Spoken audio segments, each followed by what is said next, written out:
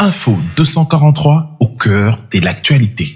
Au cœur de la campagne électorale, mesdames et messieurs, bonjour et bienvenue. Face aux candidats, une émission qui permettre bino botala batunini ba kolinga bakamba mboka na biso na makanisi na bango na eloko nini balingi ba mboka na biso pona mboka na biso et se développer to soit tokoma quelque part. Lelo face aux candidats to kosolana nani to kosolana mona mboka Christian Loumou azali bongo candidat député national et provincial na circonscription ya Tchango na Masina, le numéro 24 na Tchango et le numéro 5 na Masina. Mbote mona mboka Christian Mbote ndeko Raphaël. Motivation na yo nini ezali ya liboso ya kolinga kokoma motindami ya bana ya Tchango. Eloko nini ozali nango en commun na bana ya Tchango? D'abord, motivation à liboso ezali pour faire participer la population ya Tchango na gestion étatique. Parce qu'il faut voir que tous en la démocratie participative. Et à travers démocratie participative, chaque population a participé à la gestion yamboka à travers Mouto Bango Bakomandate. Alors, Ngana Zamwana ya Tchango, grandi à Tchango. Tous en a pas problème commun. Tous en a passé commun et je pense qu'à venir on a bisona bango pesa commun. Alors, est-ce qu'on dépendre de la façon biso tokoye bako jouer rôle na biso étant que peuple, étant que population.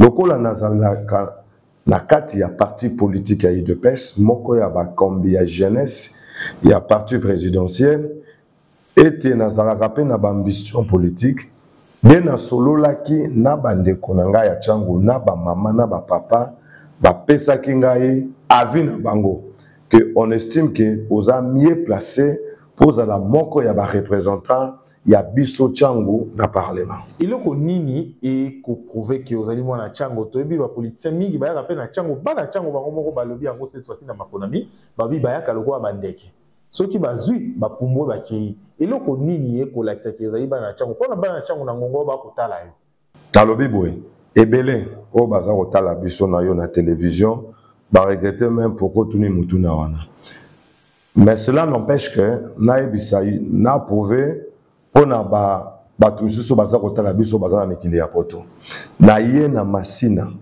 na Tchango na 1995 à l'âge de 4 ans na sali école primaire na Masina na quartier 2 na avenue Bandundu numéro 106 na Asante ya armée d'Isali école na biso ezali EP frontière ils en a 4 ya Saint-Ouen à Saint-Ouen ils en a 3 grands bâtiments église ya armée d'Isali école na tangaki EP frontière na EP 4 na IPSM na Simakuna Lubaki donc na koli na avenue Bandundu numéro 49 donc c'est ka to koli yango wana na ke kotanga na njili na zui diplôme d'état na Ichimpiko na njili na quartier 2 donc na koli na Tchango na sali tuku na tangisi ba anglais informatique na Kimbanteke Petro Congo etc. na sakani na ke kobeta bashit avant batonga marché de la liberté toujours le na quartier D toujours kobeta bashit wana toujours kobenga ngo j'aime na sokoli na bama ya Tchanga bama ya Mokali bama ya Sebezo bama ya DC nyonso wana tokokobeta bale kuna na Petro Congo na terrain Livia na kota Swambanza toujours kene ba concert ya Wera kolanda tukuna nzoko babuma mikonga bibwa donc eza bisika on a bien très très bien oyebi Tchango ndeti poche na yo na yebi Tchango ndeti poche na parce que na kodi wana et puis tant toke na ba université tout mon arabiso 16h bana Tchango boyebela Tchango donc même bateau na kolina ba même na katayi de pêche tout le monde ça c'est que Christian Loumou moi na Tchango. Alors, na combat na yo, obundi okomi beaucoup na pouvoir, okomi Tchango pesi yo toutes ces années de 95 ti ba année onyoso na kati ya Tchango eloko nini avant okomana no motindami o salele ya tabana Tchango ke lobi o wabi moto akabaka ba na moke voilà eloko nini ya moke o salele bango avant okoma motindami na bana Tchango Tchango wana nde etangisi nga classe c'est-à-dire na yebi ABC à science na Tchango na bandi école primaire kuna nde efasone ngai na Tchango wana nde na bandi na politique na parlement de Boyer de Pes en 2003 nazaki na 12 ans Tchango wana nde formé nga. Na yekoli anglais o lelo komi utile na vie na ngai na Tchango, informatique etc. Et dessiné qui ce que je pouvais faire à l'université ce Tchango. Alors que j'étais encore aussi jeune étudiant, nazala qui peut kotangisa anglais ya ofele informatique, ba formation ya langue, natangisi anglais na mapela, natangisi anglais na veni na Wamba, na Bandundu na sang des derniers jours, na Petro Congo na bâtiment bassin des derniers jours etalani na Don Bosco, parce que je rappelle que moi je suis un chrétien, un sang de derniers jours. Natangisi ba anglais na Madioko na quartier D, na kenda na kende comme étant un professeur visiteur na ba centre belé na Djili na ba BBM, ba centre moi mingi puis ko ne ko salo to zo benga ba concurrence loyale, ba fight, le rôle ba battle des américains partout na ba sans fil. À part ça, j'organisais également ba journée culturelle, ba championnat, ba tout le football pendant ma vacances. Est-ce que c'est rien à voir parce que na outi na campagne, donc na outi na Mikondo à Kezaki triomphal, ba maman plus de 2000 mamans, ba yambinga ko bandana prince, ti place tozalaki pour soutenir numéro 24. Motuna na tuni eloko nini yo saelis ko bana Tchango avant au coma motinda bina bango. Eloko nga na saleli bana ya Tchango kozala l'un de proches collaborateurs et chef de l'État. Parmi les actions que le chef de l'État a initiées à Tchango, j'ai eu à contribuer, même en termes et à proposition. Il faut rappeler na première mesure urgente, il y a 100 premiers jours. Tchango to bénéficié na 2 sautes moutons. To bénéficié na route Kulumba wana. To bénéficier, même gratuité en cinéma fait partie de la mesure urgente il y a 100 premiers jours. À part Wana, Batonga Libiso Nzela ya Sekomaf, ce chef de l'État qui a fait ça. Et il y a mon Dieu qui me voit. Je jure sur ma carrière politique, je suis parmi ceux-là qui sont intervenus pour les Kamouya Sekomaf. Et le jour où le chef mettra les moyens, il m'avait fait un testo, va là-bas, et le jour où il y a pause, le gouverneur Ngobila, avec le ministre infrastructure, j'étais là. Marché Yabiso à liberté, Tango Ezekaki. J'ai également écrit au président, informé au président de la situation, parce que ça, Kadoro Yomouza, Pesaka Biso, Abana Tchango, malgré que 18 ans, Bana Massi, Nanjili, Kimbanteke, n'ont jamais profité de ce marché. Tango Ezekaki, Mukondjamboka, Ayokaki Yango, à se déplacer à Kiyemoko, et puis à Yaki même, jour Oyo, Babongi Saki, bâtiment Ana, et puis à courant, Biloko Bele Kotina Tchango, je suis parmi ceux-là qui en discute, on parle avec le chef de l'État. Alors, si ko eloko nini oko banza, côté na kati ya politique, na centre ya politique na yo étant parlementaire, na ba action parlementaire na yo, on a accès pendant 5 ans et bénéficier bana Tchango de façon générale, Tchango Mobimba.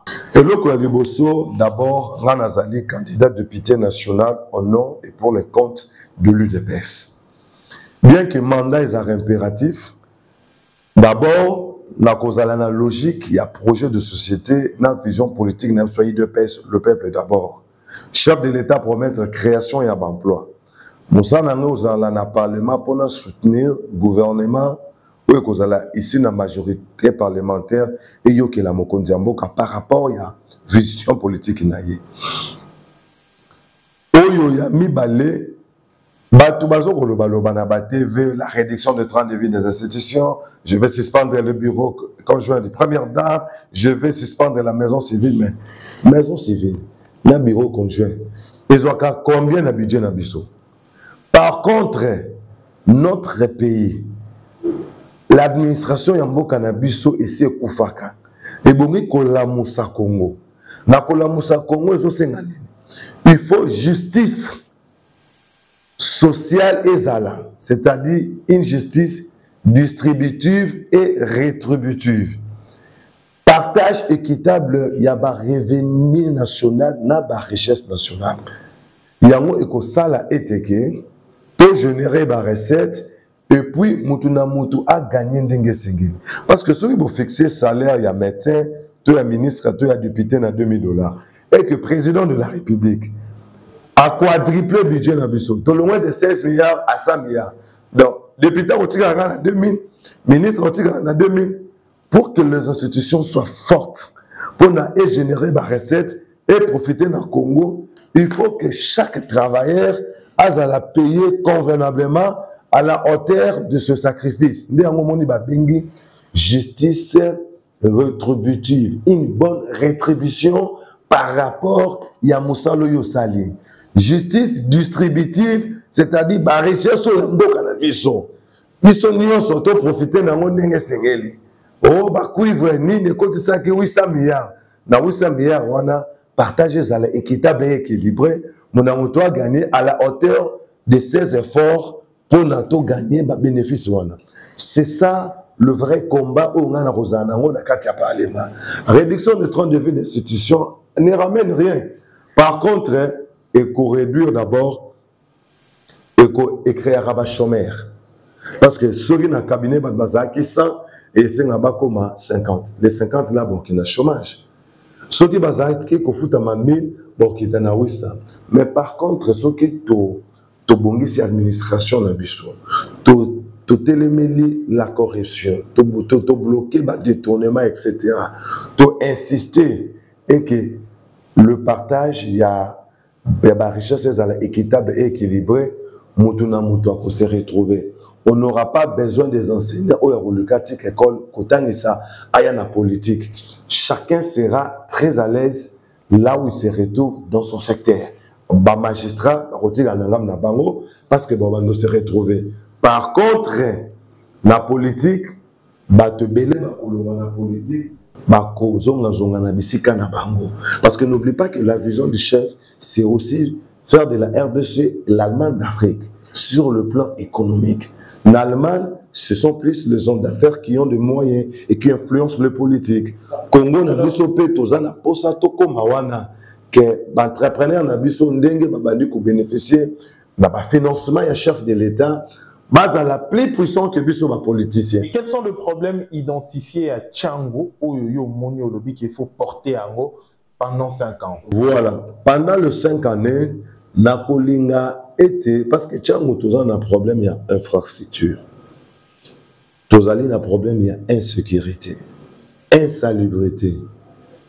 Manque il y a électricité na eau potable et ça 5 mais où il y a le bosso na moni d'abord c'est important insécurité na insalubrité parce que ce qui insécurité s'il et qu'on permettre lobby courant ya malongeye bakoki ko tcha courant mais s'il y a l'insécurité bato bakoya koiba bakokata place au plein salité zali développement ils ont raté. De sorte que action gouvernementale au niveau national et bénéficier nango. Alors ndeti olobi yi mwana Tchango de 95 ti mokolo ya lelo vani na Tchango umeli vraiment na Tchango plus de 28 ans na kati ya Tchango. Alors na eloko nini ezali ya na base na sécurité na kati ya Tchango. Insécurité na Tchango outil d'abord na chômage, bah j'aime bazar qui clochardisé dans le régime précédent, oui précédent qui bichon. Le régime on a au lieu et bah qu'on décanter situation depuis la source, bah on va saboter bah kanagi bah kuluna bah comment kubuma bah on exécution sommaire. Par contre étant président tu sais qu'il y a ce qui sème la désolation c'est la délinquance juvénile bah kuluna.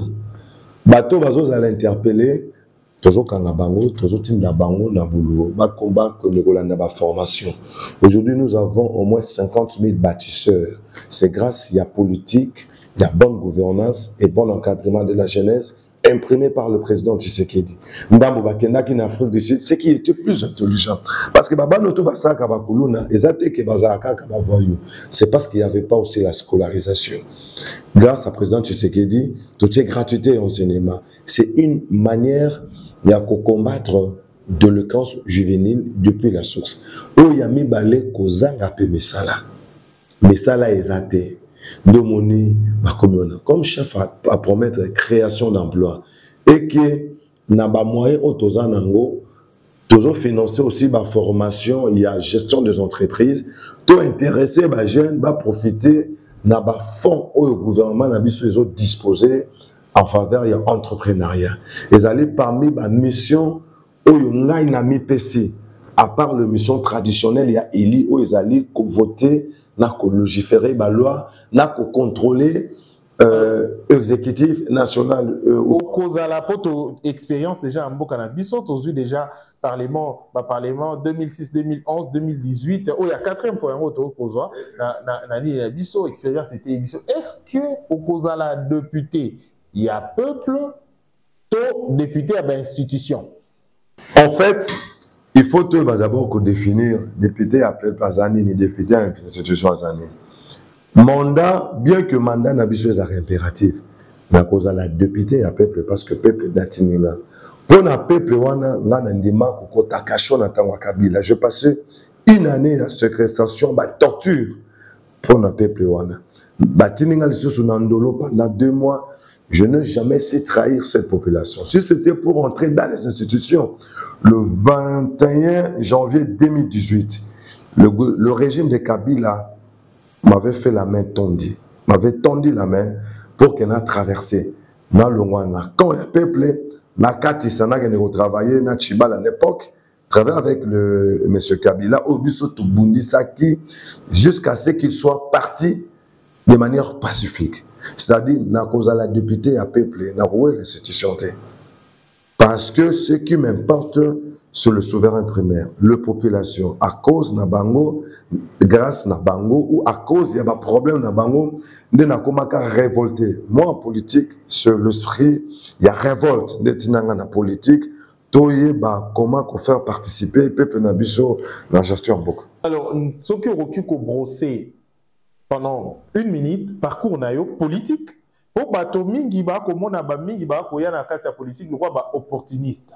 Le go la bato ba ko luka $21,000. C'est quoi votre parcours politique? D'abord, il faut qu'on rappelle na bandi politique avant l'âge, comme étant parlementaire debout.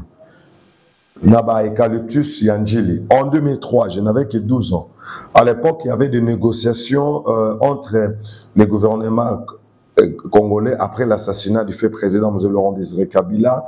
Naba belligérant, président Bemba du MLC, de l'autre côté, le représentant du RCD Goma, ex-CDKML, et l'opposition qui était chapeautée par l'UDPS Tshisekedi avec le Sphinx lui-même, Père Sona. C'est à partir de ce moment-là que j'ai eu le goût de faire la politique. Ma kendaka classe, ma bengani ngai, na ba nkozonga na ndako na ye na moni bato moko belé na sanjete. Na groupe liboso, na masolo awera jibe, yami balevi teimana. Na 3e groupe où j'ai vu comment les gens avancer les idées, agencer les idées, pousser des réflexions, des analyses sur le pays, sur les enjeux qui traversaient le pays. Et j'étais tiqué, pas tiqué, mais j'étais plus emporté dans Gouana.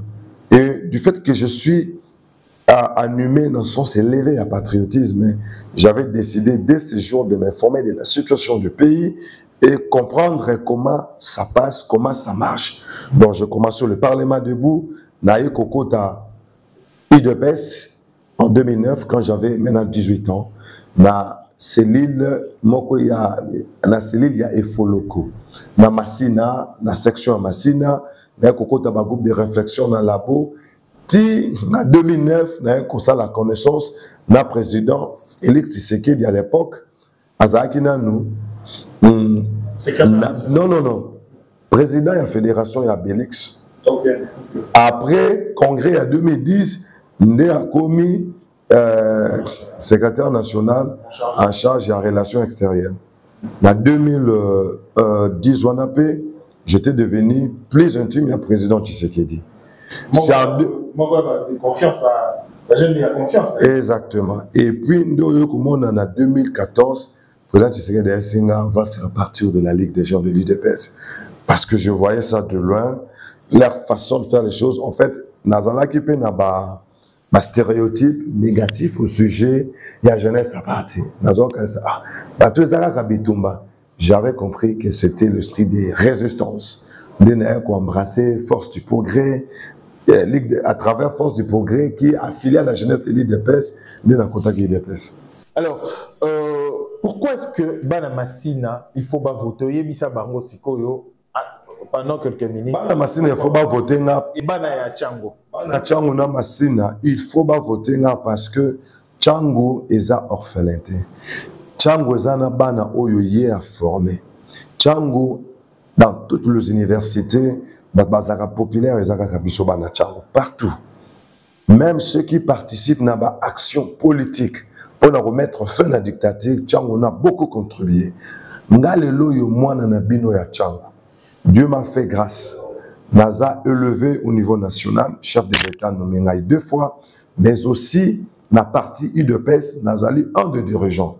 Je suis président précédent. Je n'assume pas l'intérim pour des raisons politiques.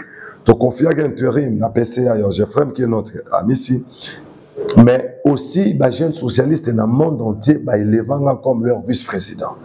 Alors, Tchango Zana Posa, il y a Batu, qui représentent valablement au baby politique. Naza Moko, il y a Banana Bino, il y a Tchango, baby politique. Oyo Bino Foboti, dans le Parlement, base à la 19. Na sengi bino bo voter na numéro 24 et puis na numéro 5 pour na ba problème oyo na évoqué awa na ki de ko rapporter yango na parlement ba proposition na biso ezala rendu en de loi oyo ko profiter non seulement na Tchango mais aussi na toute la République. Donc Tchango epesa un bon cadeau aux institutions du pays. Alors, ce qu'il faut, c'est ils ont dit mon salamoko collectif, hein, et na coquille, il y a pas na Tchango, peu comme élu à Tchango. Pas seulement coquille, un député. Il y a pas de député, il faut pas na Tchango. Si on peut savoir un prototype, il y a pas de député ni, il faut pas voter par rapport à des critères. Bana Tchango d'abord il faut voter Bilonga Sika. Mandenga mabete. Surtout Massina, et puis ça a moto chance 2 fois. Si on peut sur chance au coquille, bachaka yo libanda. Au bazar sur place, ils ont échoué. Comme Baliko Fachangu, Mufuniko Changu, etc.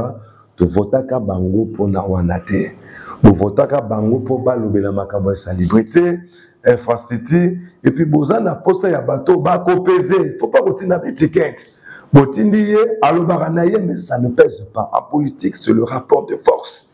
Il faut envoyer des gens qui pèsent, des gens qui peuvent bouger la République, des gens dont la voix porte jusqu'à atteindre la chambre du président. Bon voter Batouana. Bon voter Banou Boyebi na Masina Bakoliwana.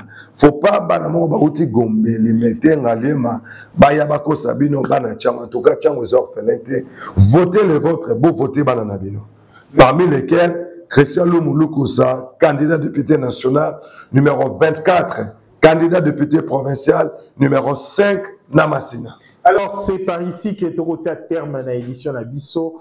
Namonamboka, Christian Loumou, n'a rappelé qu'Azali, président de la Ligue de Jeunes, il y a UDPS, Azali, P, administrateur, hein, la Poste et puis na Sodimko. Et, bien sûr, Yango Nazo Sengabana Tchango, chef de l'État, a honoré mon anabino. Naza parmi bateau chef de l'État honoré. Bana Bele ya Tchango surtout à Massina bakota ki ba ministère provincial, c'est-à-dire chef de l'État quand il sera biso Bobo Sanate kopé ça est 2e mandat candidat président numéro 20 Tchango fait pesa 90% à ba voix et pas chef de l'État pour la poids politique na biso et matin pour orienter l'action en gouvernement en faveur Tchango na bana Tchango. Ça n'est fini pour cette édition spéciale face au candidat Oto Kosembola Bongo pour nous permettre à Boyeba Makanisinini, Bakos Kanisa, mon amboka Christian Loumou a avancé. Il est là plus na partage équitable, il y a des ressources dans le Nabiso pour nous permettre justice moko sociale équilibrée. Merci, ça n'est fini pour cette édition. Merci de l'avoir suivi. Tout à une prochainement pour l'édition Moussoussou avec le même plaisir. Au revoir. Info 243 au cœur de l'actualité.